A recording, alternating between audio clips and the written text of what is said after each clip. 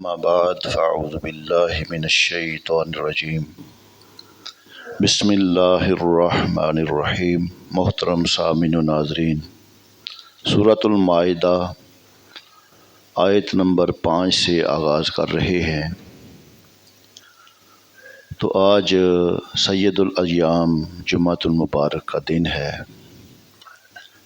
تو جیسے ہی آپ اللہ کے گھر کی طرف آتے ہیں تو اس امید سے آیا کریں کہ ہم اللہ سبحانہ و تعالیٰ کی حضور حاضر ہو رہے ہیں، نماز فجر ادا کریں گے اور اللہ کی پاک کتاب کو سمجھنے کی کوشش کریں گے۔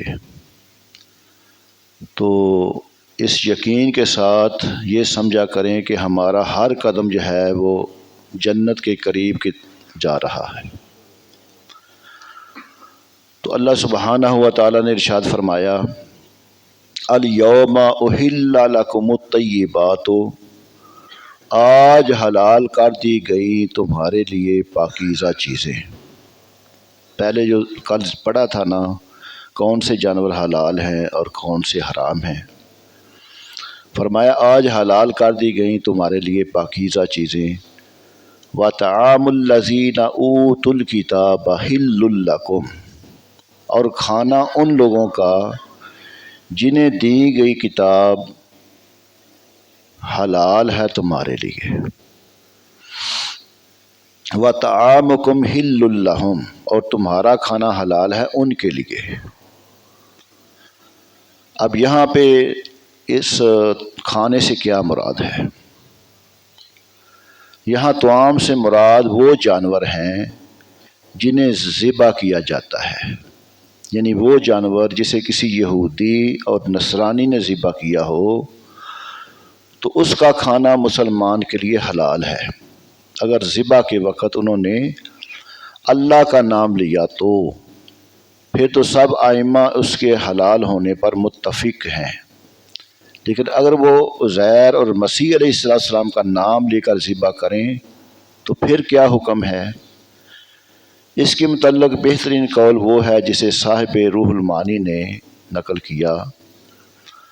انہوں نے کہا کہ اگر تو خود سنے کہ اس نے غیر اللہ کا نام لے کر ذبح کیا ہے تو اسے نہ کھاؤ، اگر تو نے خود نہیں سنا تو پھر تمہارے لیے حلال ہے۔ اور فرمایا والمحصنات من الذین اوتوا الکتاب من قبلکم، والمحصنات، اور پاک دامن عورتیں، والمحصنات من المؤمنات، اور حلال ہیں پاک دامن عورتیں، والمحصنات من الذین اوتوا الکتاب، اور پاک دامن عورتیں ان لوگوں کی جنہیں دی گئی کتاب من قبلکم، تم سے پہلے، اذا آتیتموہن اجورہن، جب دے دو تم انہیں مہر، حق مہر جو ہوتا ہے نا۔ فرمایا محسنین غیر مصافحین، پاک باز بنتے ہوئے، نہ کہ بدکاری کرتے ہوئے، ولا متخذی اخدان، اور نہ چوری چھپے آشنا بناتے ہوئے۔ اب یہاں محسنات کا معنی ہے پاک دامن۔ یہاں مسلمانوں کو ترغیب دلائی جا رہی ہے کہ اگر تم شادی کرنا چاہو تو حسن و دولت کی وجہ سے شادی نہ کرو، بلکہ عفت و پاک دامنی کے زیور سے جو مزین ہو ان عورتوں کے ساتھ شادی کرو۔ اور یہی ایک محکم بنیاد ہے جس پر گھر کی عمارت اٹھائی جائے، لیکن آج ہمارا جو طور طریقہ ہے وہ اس کے برخلاف ہے۔ ہم اس بچی کے کردار کی طرف نہیں دیکھتے، ہم اس کی سیرت کی طرف نہیں دیکھتے، بلکہ صرف صورت کی طرف دیکھتے ہیں، اس کے مال و دولت کی طرف دیکھتے ہیں۔ تو یہی سے نا ایک گھرانے کی خرابی کا آغاز ہوتا ہے، جب ایک بد کردار عورت ہو، اور اگرچہ وہ مال و دولت کی مالک ہو، جب وہ زیادہ مال و دولت کی فراوان لے کر آپ کے گھر میں آتی ہے نا، تو وہیں سے وہ لڑائی جھگڑے شروع ہو جاتے ہیں جو ناسمجھ عورت ہوتی ہے۔ تو اللہ سبحانہ تعالیٰ فرما رہے ہیں کہ تم جن عورتوں سے شادی کرنا چاہو نا، وہ پاک دامن ہو، نیک سیرت ہوں گی تو تمہارے گھر کی بنیاد مضبوط ہوگی۔ اور آگے فرمایا والمحصنات من الذین اوتوا الکتاب من قبلکم، اور پاک دامن عورتیں ان لوگوں کی جنہیں دی گئی کتاب تم سے پہلے یہ بتایا گیا کہ اہل کتاب کا ذبیحہ تمہارے لیے حلال ہے، جو نصرانی یا کوئی عیسائی جانور ذبح کرے۔ اب یہ بتایا جا رہا ہے کہ ان کی نیک عورتوں سے بھی تم شادی کر سکتے ہو۔ بعض علماء کے نزدیک صرف ان کتابی عورتوں سے شادی کی اجازت ہے جو اسلامی ملک کی رعایا ہوں، دارالحرب میں رہنے والی کتابی عورتوں سے اجازت نہیں۔ اور احناف کے نزدیک حرام تو نہیں لیکن مکروہ ضرور ہے۔ اور فرمایا وَمَن يَكْفُرْ بِالْإِيمَانِ فَقَدْ حَبِطَ عَمَلُهُ، اور جو انکار کرتا ہے ایمان کا تو بس ضائع ہو گیا اس کا عمل۔ وَهُوَ فِي الْآخِرَةِ مِنَ الْخَاسِرِينَ، اور وہ آخرت میں نقصان اٹھانے والوں سے ہوگا۔ عورت اور مرد کے باہمی تعلق کی صرف ایک صورت کو ہی اسلام نے جائز رکھا ہے، وہ یہ کہ اس کی بنیاد نکاح پر ہو۔ یہ نہیں ہے کہ صرف لاو و لاب کے لیے اس کے ساتھ شادی کی جائے، یا کچھ وقت گزارنے کے لیے۔ آج کل کچھ لوگوں کا یہ خیال ہے کہ متع جو ہے وہ جائز ہے، بھی کچھ وقت کے لیے پیسے دے کر وہ وقت گزار لیا جائے، لیکن اسلام نے اس کو حرام قرار دیا ہے۔ اسی صورت میں عورت تمہارے لیے حلال ہے جب تم اس کے ساتھ نکاح کرو گے۔ اور اس کے علاوہ محض شہوت رانی کے لیے جو تعلقات قائم کیے جائیں، ہاں وہ کھل مکھلا ہوں یا چوری چھپے ہوں، وہ قطعاً حرام اور ممنوع ہیں۔ اور فرمایا وَمَن يَكْفُرْ بِالْإِيمَانِ فَقَدْ حَبِطَ عَمَلُهُ، جو انکار کرتا ہے ایمان کا تو بس ضائع ہو گیا اس کا عمل۔ وَهُوَ فِي الْآخِرَةِ مِنَ الْخَاسِرِينَ، اور وہ آخرت میں نقصان اٹھانے والوں سے ہوگا۔ غیر عورتوں سے شادی کرنے میں یہ خدشہ تھا کہ کہیں ان کے دام محبت میں پھنس کر مسلمان اپنا ایمان، اسلامی احکام اور اخلاقی قدروں کو پس پشت نہ ڈال دیں۔ تو اس کے متعلق یہاں پہ نہ مسلمانوں کو جھڑکا گیا کہ اس سے اپنے آپ کو بچا کر رکھیں، ورنہ تم خسارہ اٹھانے والوں میں سے ہو جاؤ گے۔ اگر فرمایا یا ایھا الذین آمنوا، اے ایمان والو، اذا قمتم الی الصلاۃ، جب تم اٹھو نماز کے لیے، فاغسلوا وجوہکم، تو پہلے دھو لو اپنے چہرے، وایدیکم الی المرافق، اور اپنے بازو کونیوں تک، وامسحوا برؤوسکم، اور مسح کرو اپنے سروں پر، وارجلکم الی الکعبین، اور دھو لو اپنے پاؤں ٹخنوں تک۔ اب یہاں پہ وضو کے فرائض جو ہے نا وہ 4 بیان کیے گئے ہیں۔ اللہ سبحانہ و تعالیٰ نے وضو کے کون سے فرض ہیں؟ منہ کا دھونا، ہاتھوں کا کونیوں سمیت دھونا، سر کا مسح کرنا، اور ٹخنوں تک پاؤں کو دھونا۔ اور اس کے علاوہ وضو سے پہلے نیت کرنا، بسم اللہ پڑھنا، پہلے ہاتھ صاف کرنا، کلی کرنا، مسواک کرنا، ناک میں پانی ڈال کر صاف کرنا، مسح کے علاوہ ہر کام کو 3 مرتبہ کرنا، دائیں طرف سے شروع ہونا، کان کا مسح کرنا، یہ سب اعمال نبی پاک صلی اللہ علیہ وسلم کے معمول سے ثابت ہیں۔ فقہا نے ان سے بعض کو سنت اور بعض کو مستحب فرمایا۔ حضور صلی اللہ علیہ وآلہ وسلم وضو کی کیفیت اکثر صحابہ کرام سے اسی طرح ہی مروی ہے۔ اور یہ جو فرمایا نا وَأَيْدِيَكُمْ إِلَى الْمَرَافِقِ، اور اپنے بازو کونیوں تک، یعنی ہاتھوں کو کونیاں سمیت دو۔ وہ اب یہ نہیں ہے کہ اکثر ہم جو ہے نا اپنی آستینوں کو پورا نہیں چڑھاتے، یہ کونیاں خشک رہ جاتی ہیں، اگر خشک رہ جائیں تو پھر وضو نہیں ہوگا۔ اس لیے اپنی آستینوں کو جہاں تک اٹھائیں گے تو کونیاں سمیت اپنے بازو کو دھویں گے، یہ فرض ہے۔ اگر کونیاں خشک رہ جائیں گی تو پھر وضو نہیں ہوگا۔ اور جو فرمایا وامسحوا برؤوسکم، اور مسح کرو اپنے سروں کا۔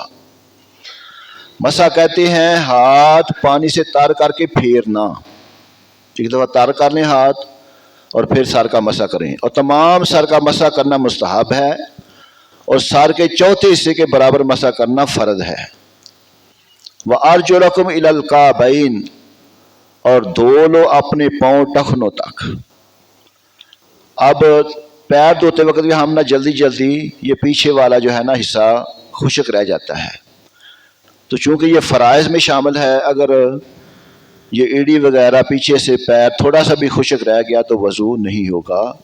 اس لیے پیر دھوتے وقت بھی اچھے طریقے سے گھٹنوں سمیت یہ پیچھے ایڑی وغیرہ بھی اس کو اچھے طریقے سے اس تک پانی پہنچائیں، اس کو دھو لیں، تب وضو ہوگا۔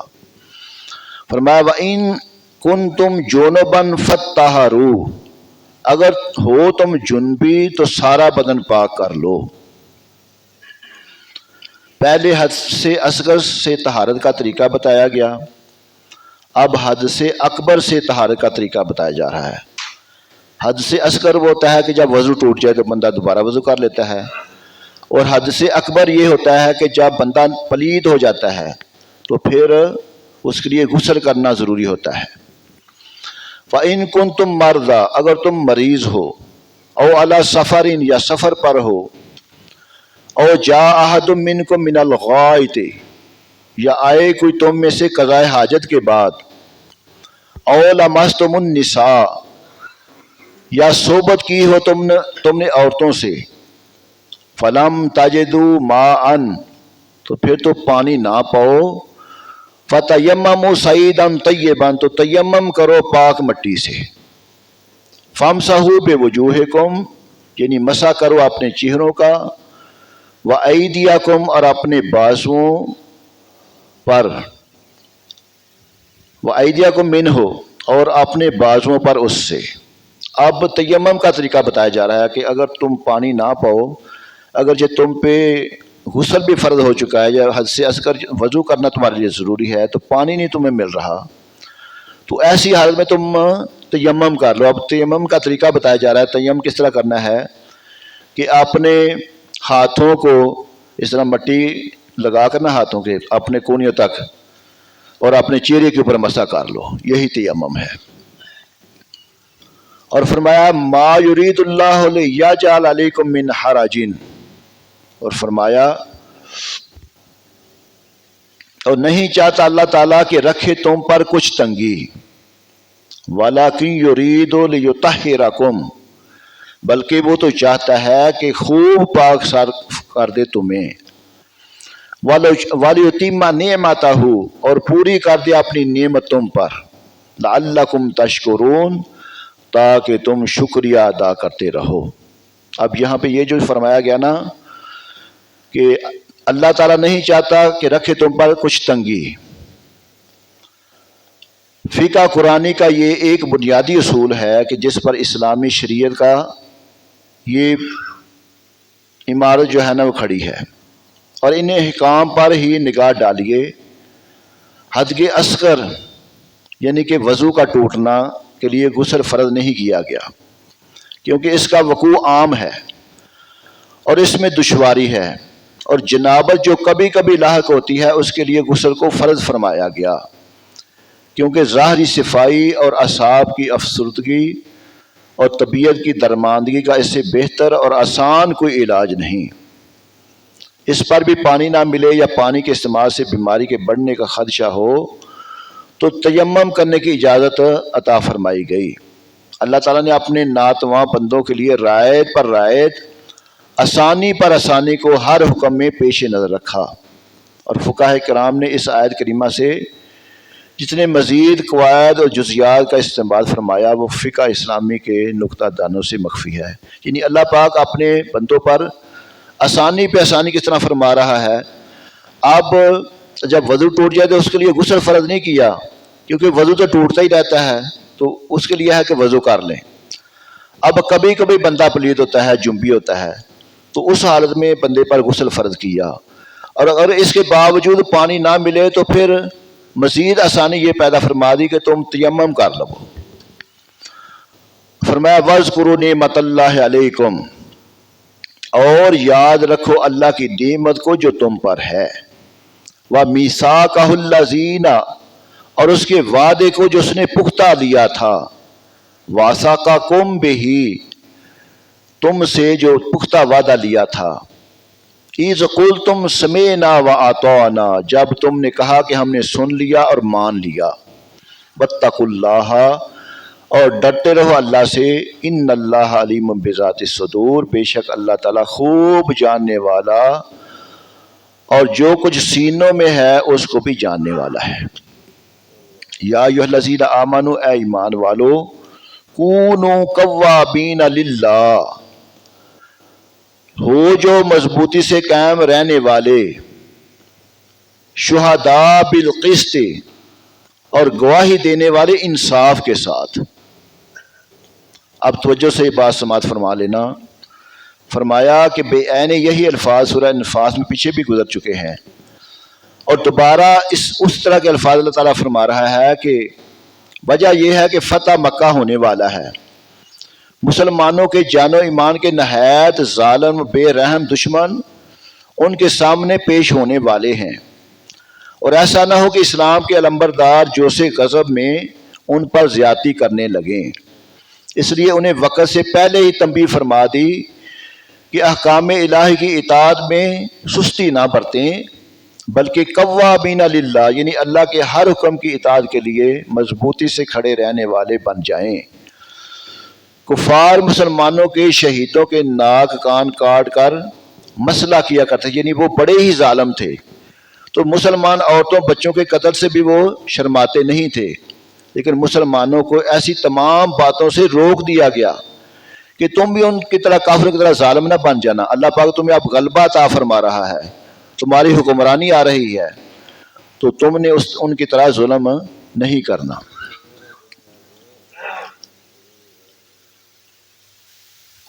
جی کی فرما رہے ہو؟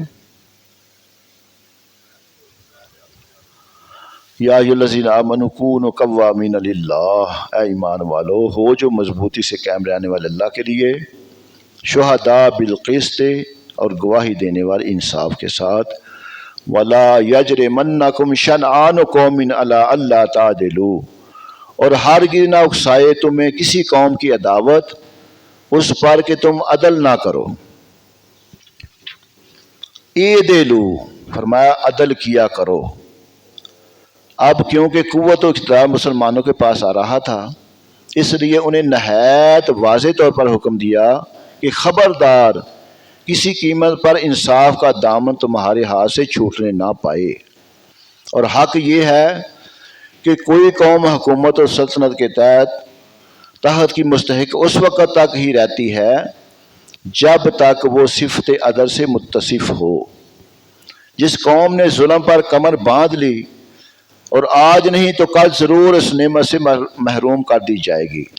اللہ تعالیٰ اسلامی مملکت کے بانیوں کو بلا کر کیوں نہ واضح طور پر اور پرزور طریقہ سے عدل کرنے کی ہدایت فرماتا، اور فرمایا وعد اللہ الذین آمنوا وعملوا الصالحات۔ اب ایمان والوں پر اللہ پاک کے انعامات جو ہیں وہ اس کا ذکر ہو رہا ہے کہ وعدہ فرمایا اللہ تعالیٰ نے الذین آمنوا، ان لوگوں سے جو ایمان لائے، وعملوا الصالحات، اور نیک عمل کرتے رہے، لہم مغفرۃ واجر عظیم، ان کے لیے بخشش ہے اور اجر عظیم ہے۔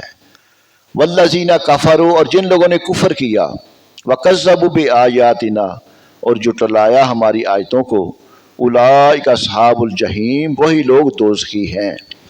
اور فرمایا یا ایھا الذین آمنوا اذکروا اللہ، اے ایمان والو یاد کرو اللہ، نعمت اللہ، اللہ کی نعمت کو، علیکم جو تم پر ہوئی، اذ ہم قوم ان یبسطوا الیکم، جب پختہ ارادہ کر لیا تھا ایک قوم نے کہ بڑھائیں تمہاری طرف اپنے ہاتھ،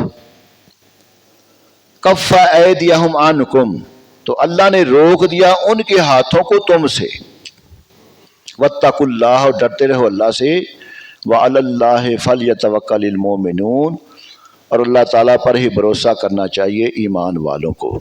اب یہاں پہ ایک واقعے کی طرف اشارہ ہو رہا ہے۔ حضور اکرم صلی اللہ علیہ وسلم اپنے صحابہ کے ہمراہ یہود بنی نذیر کے پاس تشریف لے گئے، ایک بنی نذیر قبیلہ تھا، وہاں پر تشریف لے گئے، اور انہیں فرمایا کہ ہمارے ایک آدمی نے 2 آدمی کو غلط فہمی سے قتل کر دیا ہے، اور ان کے وارث دیت کا مطالبہ کرتے ہیں، اس لیے تم لوگ حسب معاہدہ ان کی دیت میں اپنا حصہ دو، چونکہ ان کے ساتھ معاہدہ تھا نا مسلمانوں کا۔ تو انہوں نے کہا آپ بیٹھیں، کچھ کھا پی لیں، ہم آپ کے حکم کی تعمیل کرتے ہیں۔